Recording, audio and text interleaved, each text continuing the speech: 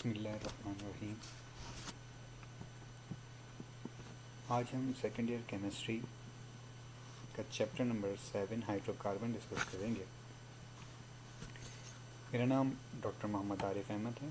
मैं लेक्चरर हूँ नबी बाग ZM government science college में। बेसिकली इस चैप्टर का नाम, जैसा कि मैं बता चुका हूँ कि हाइड्रोकार्बन है। हाइड्रोकार्बन बेसिकली वो ऑर्गेनिक कंपाउंड हैं जो सिर्फ दो एलिमेंट हाइड्रोजन और कार्बन से मिलकर बनते हैं। ये बहुत ही अहम ऑर्गेनिक केमिकल हैं और उसकी वजह यह है कि ये हमारी डेली लाइफ में एज अ फ्यूल बहुत आम है। जैसे कि हम पेट्रोल, डीज़ल, नेचुरल गैस और दीगर फ्यूल इस्तेमाल करते हैं, वो केमिकल एस्पेक्ट से हाइड्रोकार्बन होते हैं और ये जल कर कार्बन डाइऑक्साइड यानी कंबस्ट होकर जल कर बर्निंग करके कार्बन डाइऑक्साइड और वाटर बनाते हैं, जिसके साथ बहुत ज़्यादा अमाउंट में एनर्जी रिलीज़ होती है। इसी वजह से इसको हम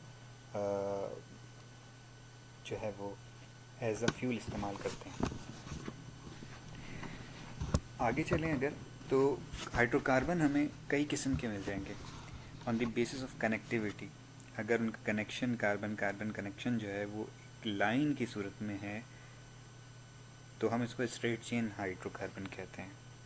अगर वो ब्रांचेस की सूरत में, जैसे कि एग्जांपल नंबर 2 में देखें, बी में आपको ब्रांच चेन नजर आएगा। इसमें ब्रांचेस है, यानी एक कार्बन मज़ीद आगे दो कार्बन से कनेक्टेड है, या 4 कार्बन से कनेक्टेड है, या 3 कार्बन से कनेक्टेड है। यानी अगर एक कार्बन ज़्यादा कार्बन से कनेक्टेड है तो ये ऐसी सूरत में ब्रांच चेन कार्बन कराएगा। जबकि इसमें कनेक्टिविटी एक कार्बन दूसरे से दूसरा वाला पहले और तीसरे कार्बन से कनेक्टेड है, तो ये स्ट्रेट चेन हाइड्रोकार्बन की एग्जाम्पल है। इसी तरह से अगर पहला कार्बन अगर आखिरी वाले कार्बन से जुड़ जाए और एक रिंग बना ले तो इसको हम रिंग चेन हाइड्रोकार्बन कहते हैं। रिंग हाइड्रोकार्बन कहलाता है, ये क्लोज चेन हाइड्रोकार्बन कहलाते हैं। अच्छा, दोनों का हाइब्रिड भी पॉसिबल है, यानी उसके अंदर रिंग भी मौजूद हो और ब्रांच भी मौजूद हो, ये भी पॉसिबिलिटी हो सकती है।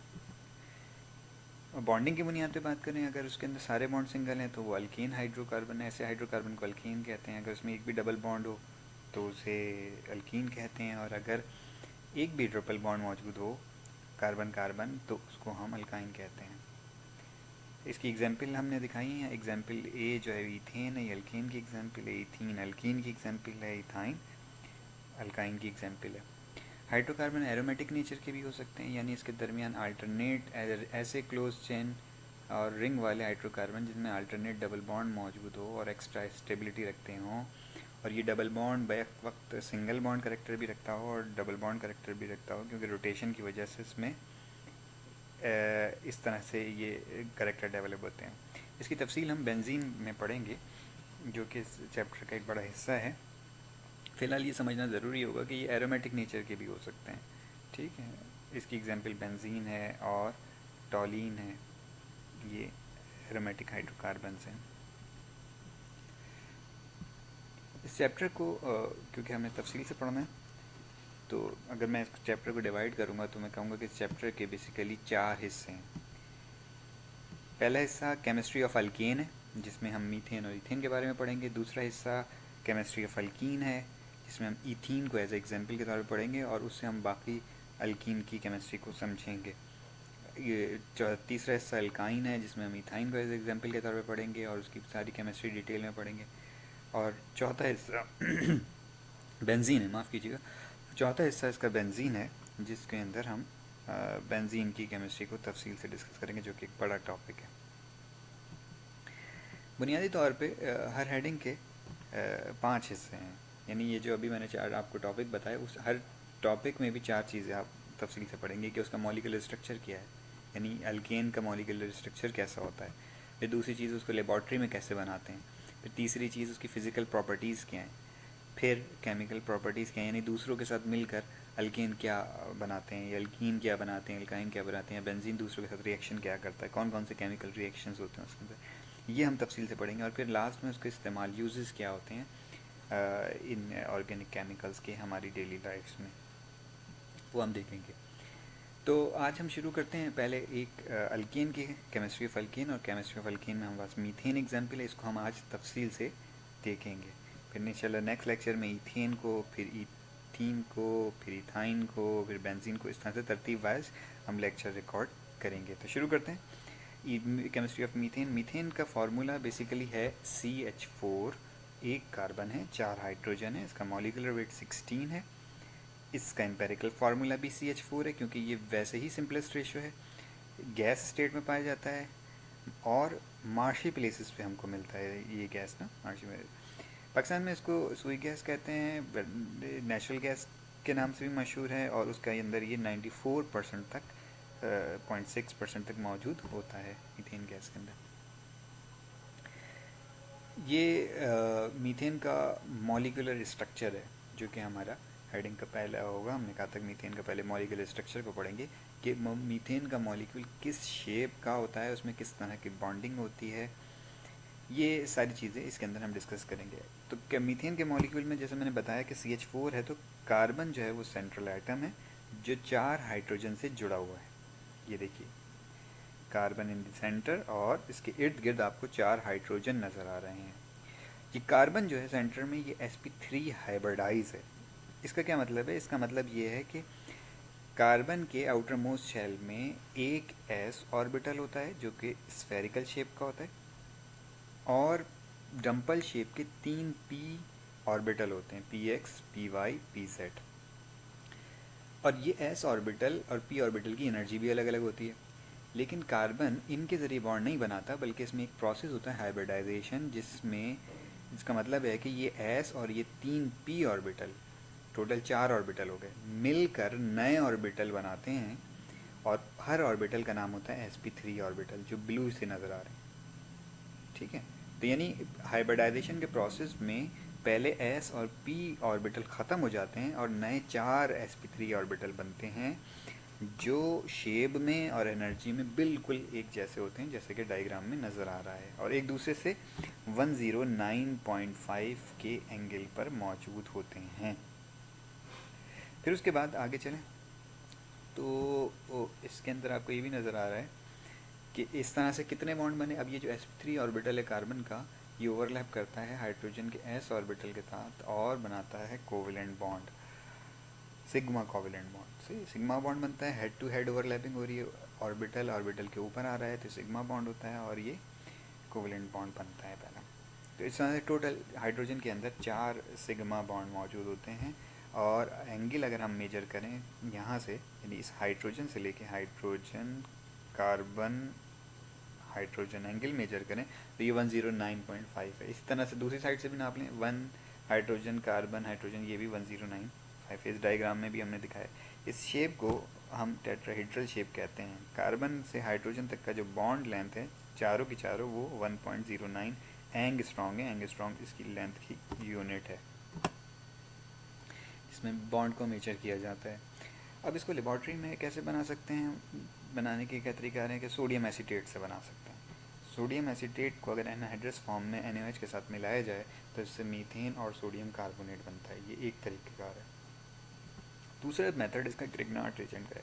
ग्रिग्नार्ड रीजेंट एक जो है वो बहुत अहम रीजेंट है ऑर्गेनिक केमिस्ट्री में, और उसकी अहमियत इस बात से ये है कि इसमें अल्काइल कार्बन की जो चेन होती है वो किसी मेटल से कनेक्ट होती है, और इसकी वजह से ये मैग्नीशियम से कनेक्टेड होती है, बल्कि मेटल भी जो है वो उसमें मैग्नीशियम है, जिसकी वजह से इसमें नेगेटिव कार्बन पाया जाता है। जो कनेक्शन होता है मेटल के साथ वो नेगेटिव होता है।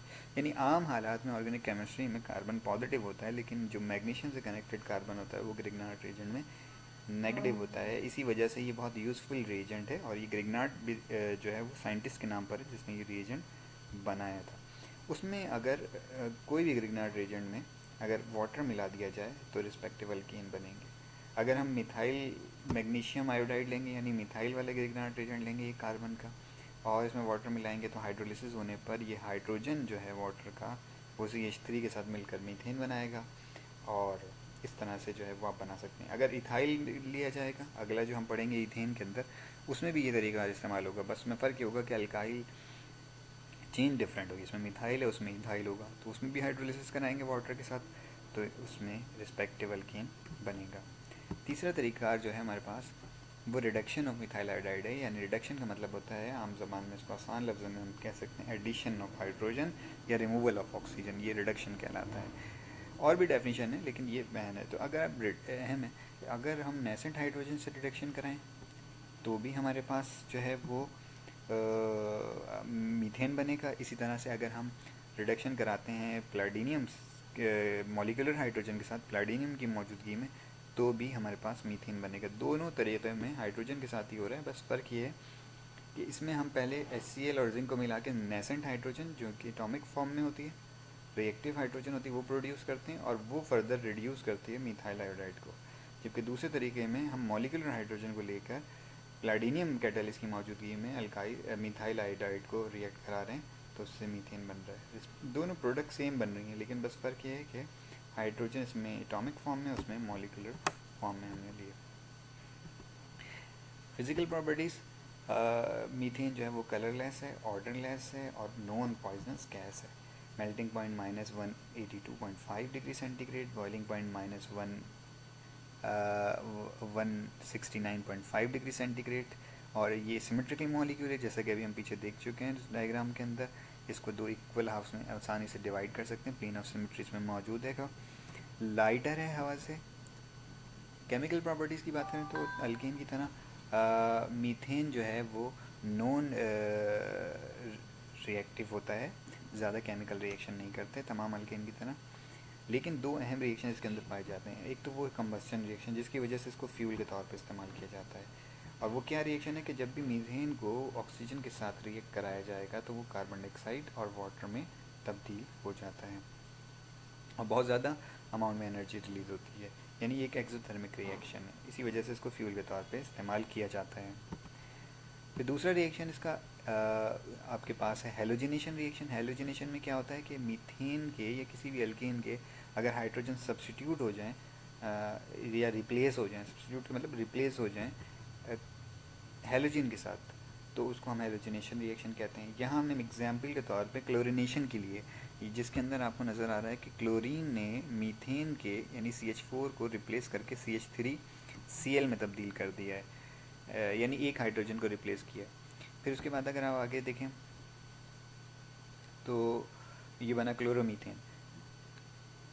लेकिन ये जो सब्स्टिट्यूशन का प्रोसेस है ये रुकेगा नहीं, उस वक्त तक जारी रहेगा जब तक कि सारे हाइड्रोजन रिप्लेस नहीं हो जाते। तो अगले स्टेप के अंदर दोबारा क्लोरीन उसके साथ रिएक्ट कर देता है और डाइक्लोरो मीथेन बनता है, फिर ट्राईक्लोरोमीथेन बनता है और फिर टेट्राक्लोरो, यहाँ तक कि चारों हाइड्रोजन को ये हैलोजन सब्स्टिट्यूट कर सकते हैं। तो इस रिएक्शन को कहते हैं हैलोजिनेशन रिएक्शन। और अगर स्पेसिफिक करके कहें तो ब्रोमिनेशन, क्लोरिनेशन और ये कहा जाता है आयोडिनेशन या फ्लोरिनेशन भी कह सकते हैं, जो भी हम इसके अंदर हैलोजन को इस्तेमाल करेंगे। अब इसका मैकेनिज़्म बहुत अहम है एग्जामिनेशन पॉइंट ऑफ व्यू से। ये जो प्रोसेस हो रहा है हैलोजिनेशन का और स्पेसिफिकली क्लोरिनेशन का, ये 3 स्टेप्स पर होता है और ये एक फोटोकेमिकल रिएक्शन है। पहला स्टेप इसका इनिशिएशन है, दूसरा प्रोपगेशन है, तीसरा इसका टर्मिनेशन है। यानी 3 स्टेप्स के अंदर ये रिएक्शन होता है। इनिशिएशन में क्या होता है कि मैंने कहा कि ये फोटोकेमिकल रिएक्शन है, तो सबसे पहले क्लोरीन का जो मॉलिक्यूल है वो सनलाइट की मौजूदगी में टूट कर होमोलिटिक क्लीवेज होता है, यानी जिस ये 2 इलेक्ट्रॉन है, एक इस क्लोरीन का है दूसरा दूसरी क्लोरीन का है, दोनों अपने इलेक्ट्रॉन वापस ले लेते हैं सनलाइट पड़ने की वजह से और ये रेडिकल में तब्दील हो जाते हैं। इनको फ्री रेडिकल कहा जाता है। ये इनिशिएशन स्टेप है जिसके अंदर क्लोरीन का मॉलिक्यूल रेडिकल में तब्दील होता है। फिर उसके बाद प्रोपगेशन स्टेप होता है। इसमें बेसिकली ये जो बनने वाला रेडिकल है ये मीथेन के साथ रिएक्ट करता है और न्यूट्रल मीथेन के साथ, और उसको रेडिकल में तब्दील कर देता है और ख़ुद HCl बन जाता है जो कि एक न्यूट्रल मॉलिक्यूल है। इसको कहते हैं प्रोपगेशन, प्रोपगेट होना। और ये सिलसिला जारी रहता है उस वक्त तक क्योंकि अभी इसमें रेडिकल बन गया। अब ये नया जो रेडिकल बना है वो मिथाइल रेडिकल है और मिथाइल रेडिकल किसी नए क्लोरीन मॉलिक्यूल के साथ रिएक्ट करेगा और उसको रेडिकल में तब्दील कर देगा और मिथाइल क्लोराइड बन जाएगा जो कि सब्स्टिट्यूट प्रोडक्ट है। तो इस तरह से बार बार ये रिपीट होता रहेगा ये प्रोपगेशन स्टेप, और एक के बाद एक हाइड्रोजन सब्स्टिट्यूट होगा। टर्मिनेशन में ये होता है कि जब कभी भी 2 रेडिकल आपस में रिएक्ट करते हैं तो रिएक्शन स्टॉप की तरफ जाता है। जैसे क्लोरीन रेडिकल तो दोबारा Cl2 बन जाएगा, इसमें से क्लोरीन और मिथाइल रेडिकल मिलकर मिथाइल क्लोराइड बनाते हैं। और ऐसा भी हो सकता है कि मिथाइल मिथाइल भी मिलकर, रेडिकल मिलकर ईथेन का मॉलिक्यूल बना लें। तो इसका मतलब ये हुआ कि इसमें सिर्फ मिथाइल क्लोराइड नहीं बनेगा, या डाइक्लोरोमीथेन या ट्राइक्लोरोमीथेन या टेट्राक्लोरोमीथेन नहीं बनेंगे, बल्कि इसके अलावा और भी कुछ प्रोडक्ट्स बनती हैं, जैसा कि यहाँ नज़र आ रहा है ईथेन। तो 100% यील्ड इस रिएक्शन से नहीं मिलती है। आखिर में इसके यूजेस देखें तो ये डोमेस्टिक और इंडस्ट्रियल फ्यूल के तौर पे इस्तेमाल किया जाता है, शू पॉलिश बनाने में इस्तेमाल करते हैं इसको, प्रिंटिंग इंक में भी इस्तेमाल करते हैं, टायर मैन्युफैक्चरिंग में इस्तेमाल किया जाता है इसको, और मिथाइल अल्कोहल बनाने में भी इसको इस्तेमाल किया जाता है। इंशाल्लाह ताला नेक्स्ट लेक्चर में हम ईथेन की केमिस्ट्री को डिस्कस करेंगे। उम्मीद है कि आपको सब बहुत कुछ मालूमात इससे हासिल हुई होगी। अस्सलामु अलैकुम।